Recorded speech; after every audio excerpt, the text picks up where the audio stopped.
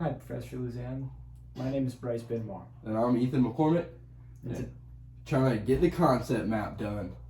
Today we're studying Chapter 1. Chapter 1.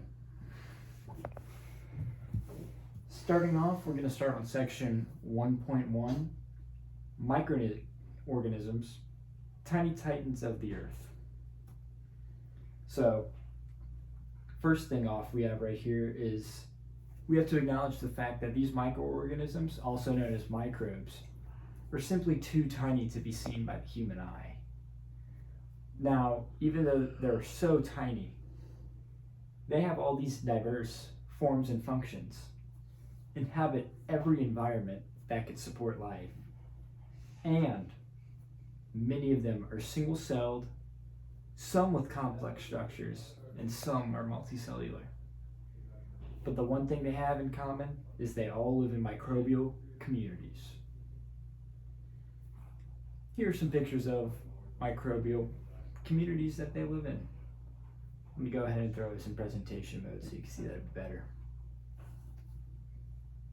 Ta-da! All right. More about microorganisms. They are the oldest form of life on this earth and make a majority fraction of Earth's biomass. This includes what makes up surrounding plants and in animals. And they have a huge impact in human life, such as being infectious and causing diseases, making up our food and inhabiting our water, in the soil we grow our food in. They affect animal health and are even in our fuel. Here's some of the more applications. We have the animal health, human health, ecosystem health, water waste, natural resources, bioenergy, which is huge, and industry, biotechnology, food, and agriculture.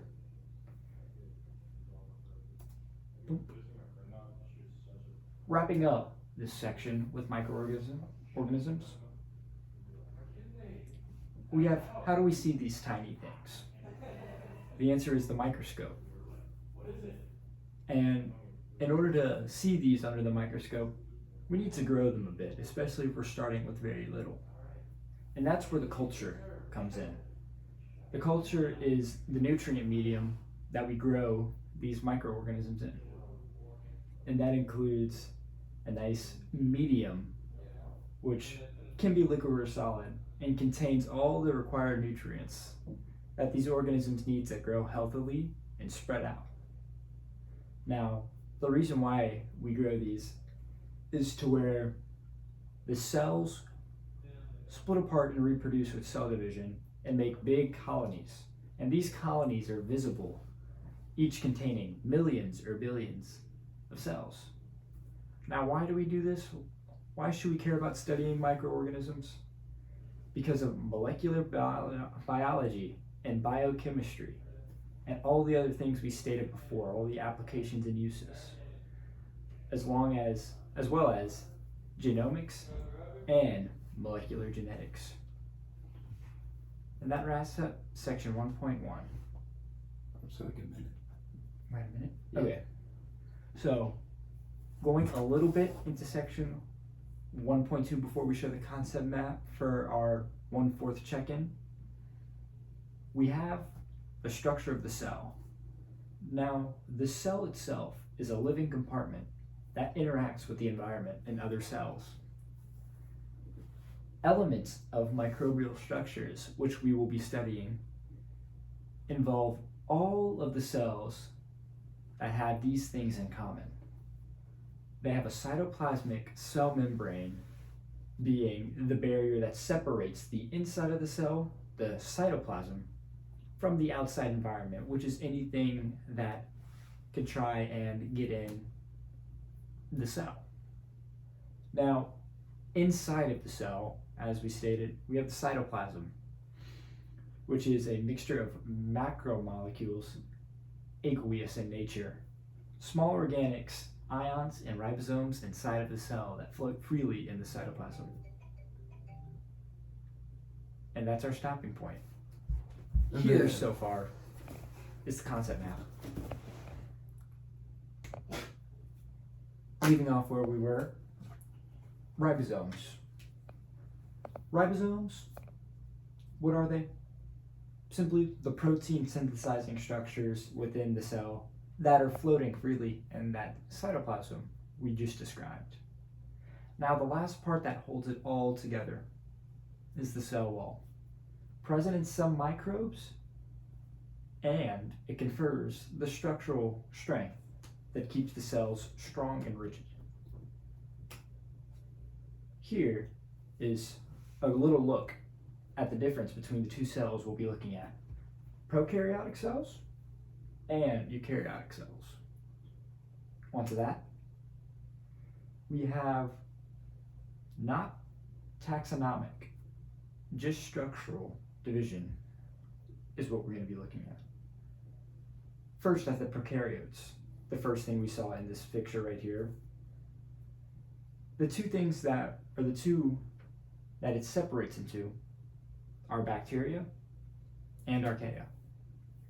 Now, in these prokaryotic cells, there is no membrane-bound organelles, nor a nucleus. So no nucleus. Everything is in there just floating freely.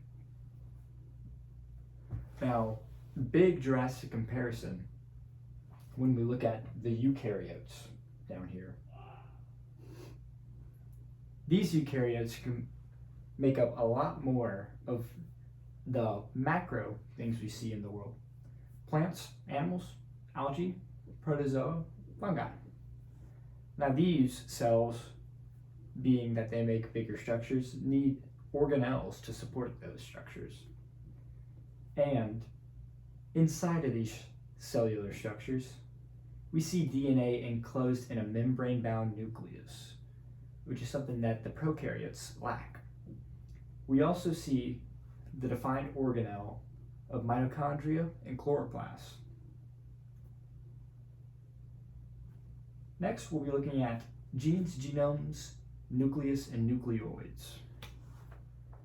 Now, first, starting off with the genome. A genome is a cell's full set of genes. Now, for eukaryotic DNA and prokaryotic DNA, there's going to be some differences.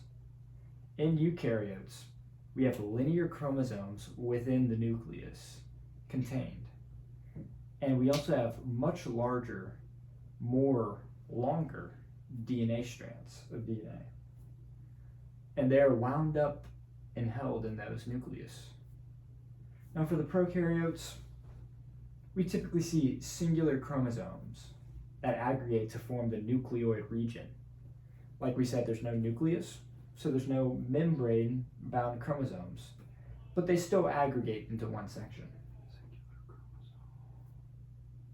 Now, also in these prokaryotes, we may see the presence of plasmids, extrachromosomal DNA, that confers special properties, such as in some prokaryotes, where these plasmids will have antibiotic resistance to certain medicines. Now also, compared to the eukaryotic DNA, which is large, prokaryotic DNA, very small and compact, ranging from 0.5 to 10 million base pairs, in contrast to billions of base pairs. Next up, we have activities of microbial cells. In nature, these cells typically live in microbial communities, as we've discussed in section 1.1. Also, within these cells, we have metabolism, which is how they make their energy through the chemical transformation of the nutrients they absorb. First example is how enzymes do it. They use protein catalysts. In transcription, this is how we see DNA turning to RNA for replication and whatnot. We have the two steps, transcription and translation, where the DNA transfers to RNA in transcription, and in translation we have the RNA used by ribosomes to make proteins. This is DNA replication, which copies the genome of the cell for division and reproduction. Here's a figure of very basic forms of cell communication and just properties of all these different cells. So in all cells, we have the structure, the metabolism, the growth, and the evolution. This happens in all cells. But then whenever we get to the things that differentiate these cells from other ones, we have actual cell differentiation, communication, motility, which has some cells having them the ability to control their movement. And we also have horizontal gene transfer, where a donor cell can give DNA to another cell that is open as a recipient. To wrap up section 1.2, we have more activities of microbial cells. Like we just said, motility, many cells move through self-propulsion, flagella and whatnot. We have differentiation, where some microbes will modify their structure to form specialized cells. We have intercellular communication, where some microbes will respond to chemical signals from other microbes, allowing cell-to-cell communication. And then we have evolution, which gives us genetic changes to transfer to offsprings over time. That's it. All right. Now we will show our concept map. Mm-hmm. Beep, beep, beep, beep, beep. All right. And welcome back. Now we'll be starting section 1.3. Cell size and morphology. Morphology is the term used to describe cell size and shape. Specifically, what we'll be looking at is the cell size of microbials. Now, the unit of measurement is 1 micrometer, signified by this figure, or a micron, which is 1/1,000,000 of a meter. Now, the size range of prokaryotes that we were looking at goes from 0.2 micrometers to 600 plus in diameter. Most are between 0.5 and 10 micrometers long. Less than 2 micrometers is average. Examples of very large prokaryotes that we see are Epulopiscium fischelsoni and Theomargarita namibiensis. Size range for eukaryotic cells are typically 5 to 100 micrometers in length, slightly larger than what we see. Bonk. Now, a big part of these sizes that makes it so important is a good surface to volume ratio, which affects growth rates and evolution. Now, the advantage to being small is that you have more surface area relative to cell volume than larger cells, which means that for the smaller cells, you have a relatively larger surface area. And the larger surface area encourages higher diffusion efficiency, which is bringing in more nutrients and other good stuff the cell needs. And if you could bring it in more for the size that you're in, I mean, more food, always better. Now, most bacteria import things via the diffusion or other forms of molecular transport, but the diffusion is the most important part. Now, support for greater nutrients and waste production exchange per cell units is also affected by the relatively larger surface to volume ratio. And the smaller cells are more efficient at this than larger cells. Here's this graph depicting surface to volume ratio. Next, we have actual shape morphologies of these prokaryotic cells. We have the big three that we often see. We have coccus, which is split into further spherical or ovoid, rod/bacillus, most commonly known as bacilli when observed, which are cylindrical, spirillum, which are these flexible spirals. And then we have the further ones, which are spirochete, which is these rigid spirals, and we'll see all these on the next figure. We also have appendaged bacteria, irregular asymmetrical bacteria, often seen in budding, and we have some stray grouped / clustered after cell division in distinctive shapes. So we'll have like groups of these different shapes to make other clustered forms. Many variations of the basic morphology types are known by these. In the pictures we have cocci or cocci, rods, aka bacillus, spirillum, spirochetes, budding with appendages, and filamentous. Wow, and that's section 1.3 done. Sweet. Alright, so at minute 30. On to section 1.4. We'll give our concept map friend here a second to draw it out. Alright. And this is the introduction to microbial life. Giving you a little taste of it, we have 3 major cell lineages, also broken up by their domain: bacteria, archaea, eukarya. In bacteria, starting off, we have prokaryotes, usually undifferentiated cells, ranging from 0.5 to 10 micrometers long, but they vary widely. And we also see 80 plus phylogenetic lineages, phyla. Here's a picture showing the different visible spectrums that we see through different microscopes.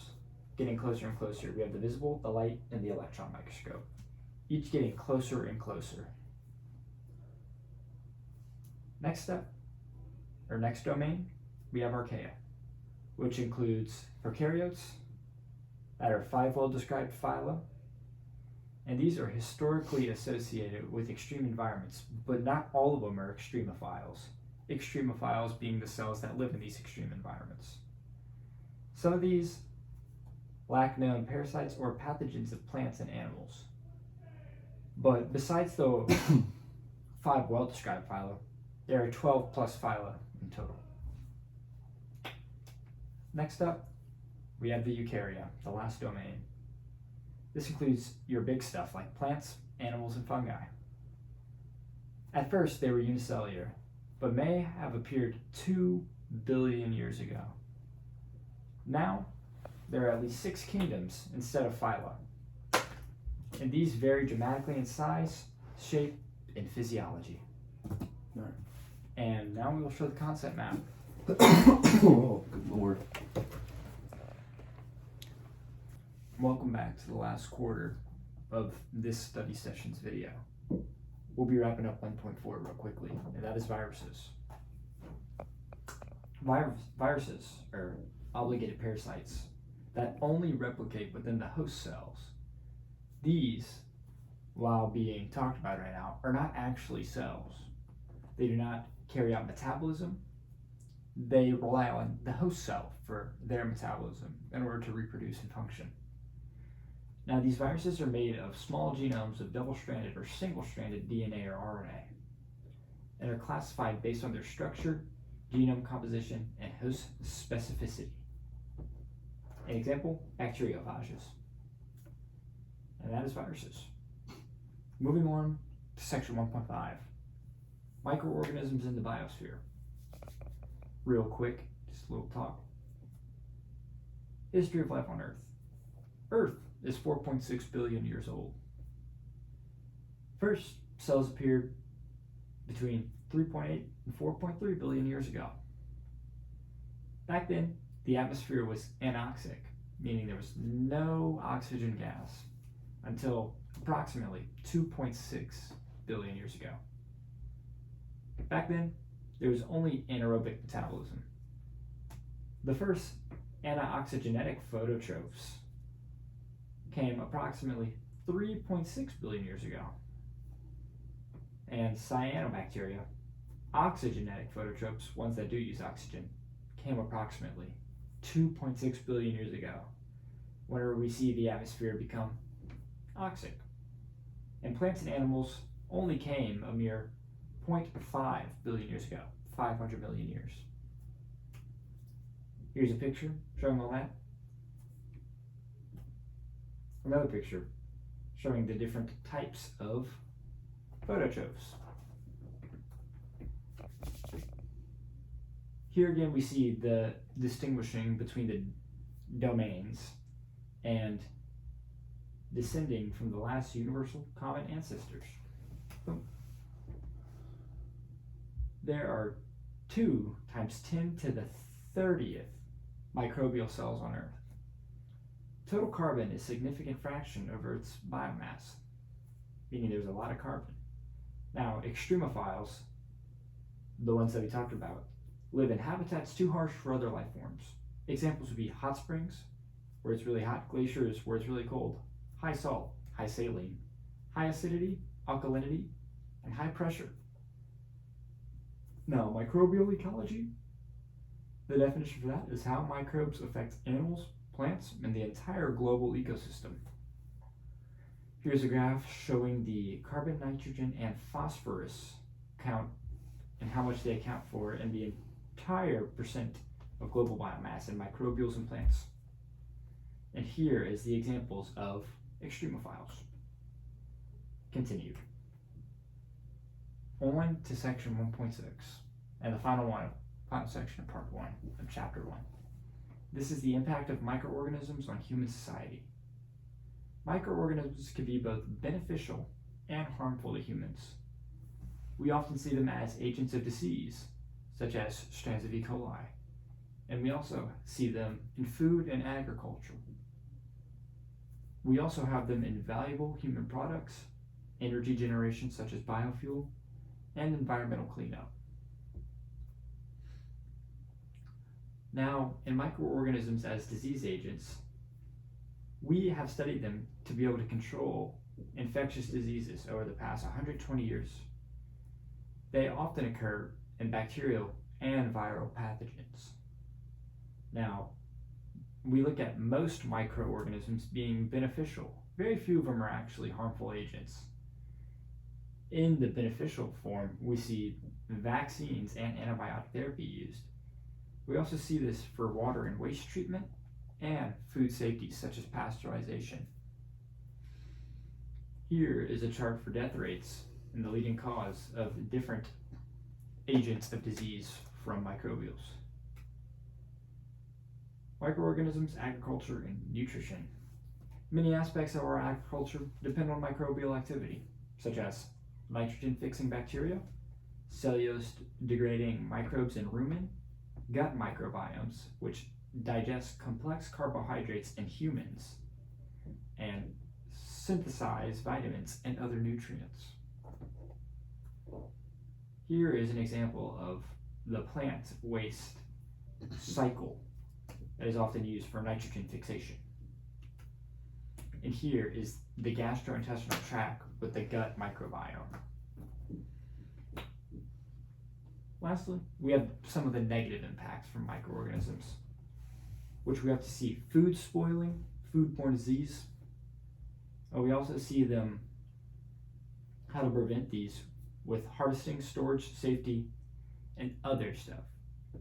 For the positive impacts, we have improved food safety, preservation. For dairy products, we have turning milk into cheese, yogurt, buttermilk to preserve it longer. And for other food products, we have sauerkraut, kimchi, pickles, chocolate, coffee, bread, and alcohol. All of these are ways that we can for these to last longer. Here's an example of a few of those. Lastly, actually we're out of time. So we will show our concept map. And then this is it so far, but we're not going to have enough room for the rest, so we're going to have a concept map part 2 as a PDF. Thank you for watching.